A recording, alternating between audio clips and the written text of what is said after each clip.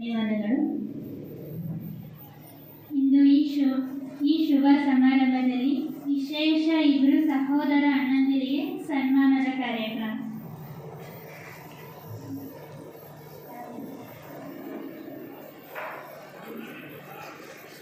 ಮೊದಲನೇದಾಗಿ ಅನಂತ್ ನಾಡಿಗಣ್ಣವ್ರಿಗೆ ಸತ್ಯತೆ ಪ್ರಾಮಾಣಿಕತೆ ಪಥದಲ್ಲಿ ನಡೀತಾ ಯಾವ ಭೇದ ಭಾವಗಳು ಇಲ್ಲದೆ ಪತ್ರಿಕಾ ಮಾಧ್ಯಮದಲ್ಲಿ ಸೇವೆ ಸಲ್ಲಿಸ್ತಾ ಇರುವಂತಹ ನಮ್ಮ ನಿಮ್ಮೆಲ್ಲರ ಆತ್ಮೀಯ ಸ್ನೇಹಿ ಸಹೋದರರಿಗೆ ಅಕಾಡೆಮಿ ಪ್ರಶಸ್ತಿ ಗಳಿಸಿರೋದು ನಮ್ಮ ಈ ವಿದ್ಯಾಲಯಕ್ಕೆ ಹೆಮ್ಮೆ ತರುವಂತಹ ವಿಷಯ. ತರೀಕೆರೆ ತಾಲೂಕು ಚಿಕ್ಕಮಗಳೂರು ಜಿಲ್ಲೆಗೂ ಕೂಡ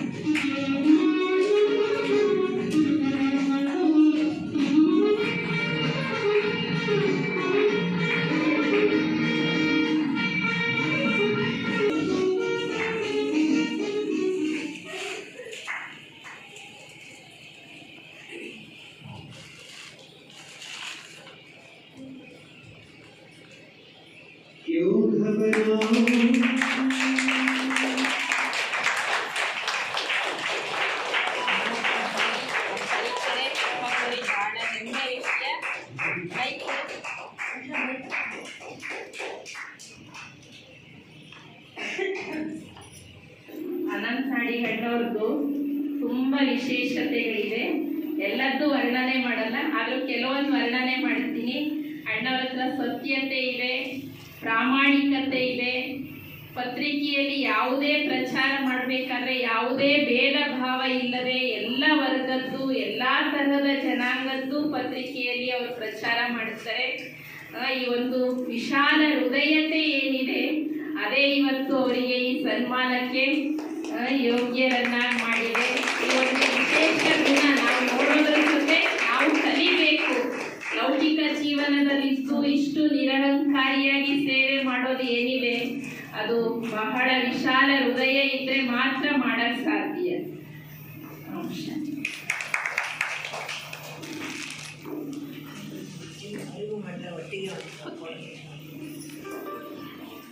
ಹಾಗೆ ಎರಡನೇದಾಗಿ ಡಾಕ್ಟರ್ ಮಂಜುನಾಥ್ ಅಣ್ಣವರು ಡೆವಲಪ್ಮೆಂಟ್ ಯೂನಿವರ್ಸಿಟಿಯಿಂದ ಡಾಕ್ಟರೇಟ್ ಪದವಿಯಿಂದ ಗೌರವಿಸಿದ್ದಾರೆ.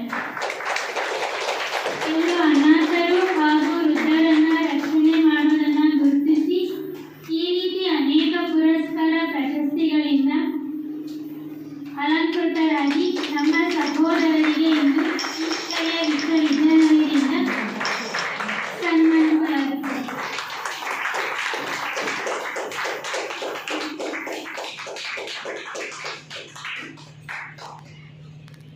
ಚಪ್ಪಾಳೆ ಸುಸ್ತಾಯ್ತಾ?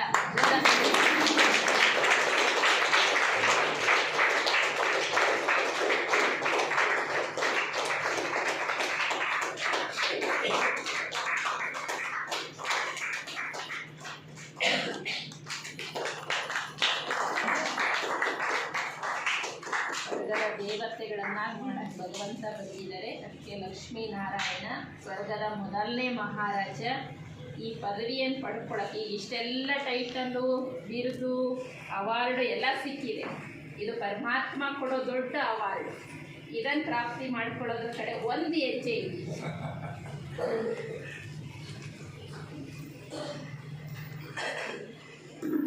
ಅನಂತ್ ನಾಡಿಗಣ್ಣವರು ಈಗ ಕುಟುಂಬ ಅನುಭವವನ್ನು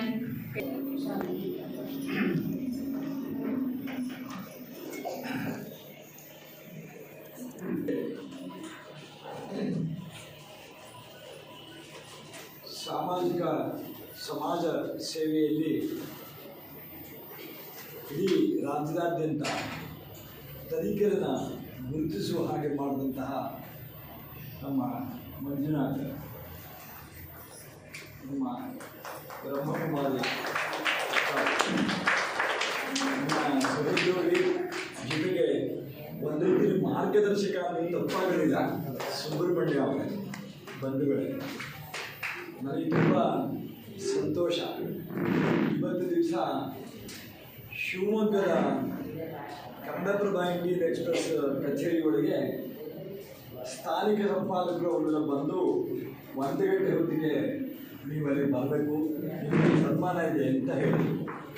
ನಾನಿವತ್ತು ಭಾನುವಾರ ಮಾತಿನ ಇದಕ್ಕೆ ಸ್ವಲ್ಪ ವಿರಾಮ.